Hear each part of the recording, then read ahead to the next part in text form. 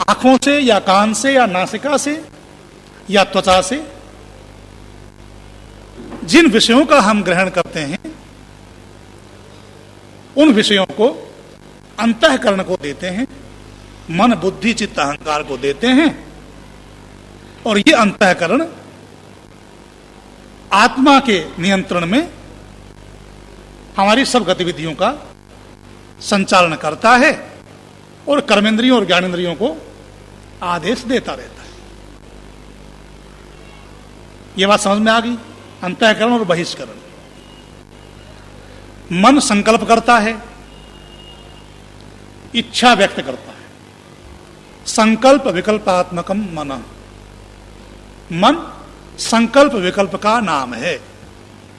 इच्छा जो भी होती है वो आत्मा में होती है और आत्मा के द्वारा मन में उस इच्छा को पूरा करने के लिए संकल्प पैदा होता है।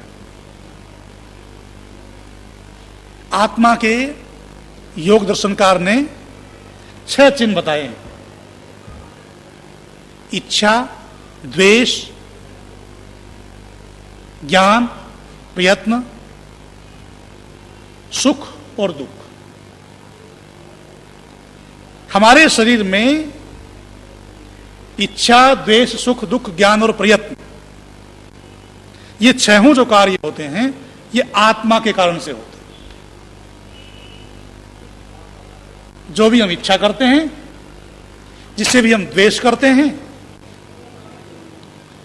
जो भी हमें सुख दुख का अनुभव होता है, जो भी हमें ज्ञान होता है, या जो हम प्रयत्न करते हैं, जब तक इस शरीर में आत्मा है तभी तक ये 6 चीजें होती हैं।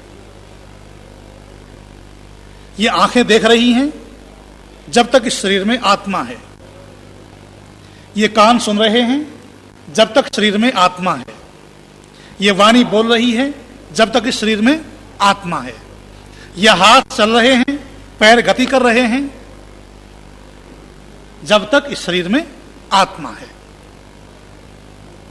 और जब आत्मा इस शरीर को छोड़ देती है तो सब गतिविधियां अंतःकरण की भी और बाह्य करणों की भी 14 के 14 साधनों की गतिविधियां बंद हो जाती हैं। पूरा शरीर निश्चेष्ट हो जाता है। शरीर की कोई इच्छा नहीं होती,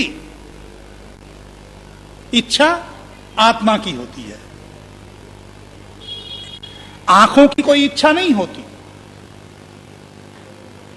मैं चाहूं तो आंखों से देखूं, मैं चाहूं तो आंखों को बंद कर लूं। मैं कौन? मैं आत्मा। मैं का जो अनुभव कर रहा है ये मैं शरीर नहीं है, मैं आत्मा हूं। मैं शरीर कैसे नहीं हूं? ये जो सारा ढांचा है शरीर का, क्या मैं कहता हूं कि मैं आंख हूं? मेरी आंख, मैं तो आंख नहीं हूं। मेरा कान, मैं कान नहीं हूं। मेरी नासिका, मैं नासिका नहीं हूं। मेरा मुख, मेरी वाणी, मैं वाणी नहीं हूं। मेरे हाथ, मेरे पैर, मेरा पेट, मेरा पूरा शरीर। जब मैं मेरा का शब्द का प्रयोग कर रहा हूं, मैं और मेरा, इसका मतलब यह है कि मैं कोई अलग है और मेरा उस मैं से अलग है। तो मैं क्या हूं? मैं आत्मा हूं। और अत सातत्य गमने, जो भी मेरे शरीर में इच्छा, द्वेष, सुख, दुख, ज्ञान और प्रयत्न की गतिविधियां हो रही हैं, शरीर का संचालन हो रहा है, इंद्रियां गति कर रही हैं, ये सब आत्मा के कारण से हो रहा है। इसलिए जीवन आत्मा और शरीर दोनों के समुच्चय का नाम है। और इस मंत्र में परमपिता परमात्मा उपदेश कर रहे हैं कि ए मनुष्यो, तुमको श्रेष्ठतम कर्म करने के लिए मैं इच्छा और क्षमता से युक्त करता हूं। इच्छा किसमें होती है? आत्मा में होती है। शरीर में इच्छा नहीं होती। यह हाथ कह सकता है क्या मैं तो नहीं चलता, लकवा मार गया, निश्चेष्ट हो गया, वो एक अलग विषय है, पर जब तक इसमें सक्रियता है तब तक ये आत्मा के आदेश के अनुसार गति करेगा। मैं चाहूंगा ऐसे हाथ जाएगा, इधर जाएगा तो इधर जाएगा, मैं चाहूंगा तब जाएगा।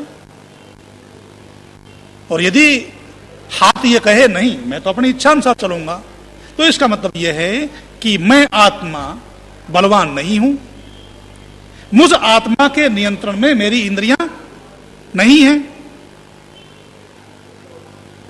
ऋषि कहते हैं, उपनिषदकार कहते हैं, आत्मानं रथनम विद्धि शरीरम रथमेवतु इंद्रियाणि हयानाहु विषयान तेषु गोचरान। एक रथ का उदाहरण दिया है, गाड़ी का उदाहरण दिया है। जैसे एक कार है, रथ तो आजकल होते नहीं है, रथ का ही नाम गाड़ी है। गाड़ी और रथ एक ही बात है। पहले घोड़ों से चलाई जाती थी तो रथ कहते थे, आजकल बिना घोड़ों के चलती है तो गाड़ी कहते हैं। पहले भी जो बिना घोड़ों के चलती थी उसको भी रथ कहते थे। ऐसा नहीं है कि ये विज्ञान का आविष्कार आज ही है, पहले भी विज्ञान अत्यधिक चरमावस्था पर पहुंच चुका था वैदिक काल में, आज तो उतना है भी नहीं। तो बिना घोड़ों के रथ, चलो आप कार कह लें लोक भाषा में, वर्तमान भाषा में, क्योंकि वर्तमान परिप्रेक्ष्य में वेद की कथा कर रहे हैं, वर्तमान संदर्भों में वेद की चर्चा हम कर रहे हैं। गाड़ी है, आत्मानं रथनम विद्धि, गाड़ी का जो मालिक है, कार का जो मालिक है वो क्या है? रथी है, उसे रथी कहा गया है, उसे आत्मा समझ लें। आत्मानं रथनम विद्धि शरीरम रथमेवतु। और ये शरीर क्या है? ये रथ है, गाड़ी है। तो गाड़ी और मालिक दोनों अलग अलग चीजें हैं। ड्राइवर भी अलग है और गाड़ी का मालिक भी अलग है। गाड़ी का मालिक स्वयं भी ड्राइवर हो सकता है,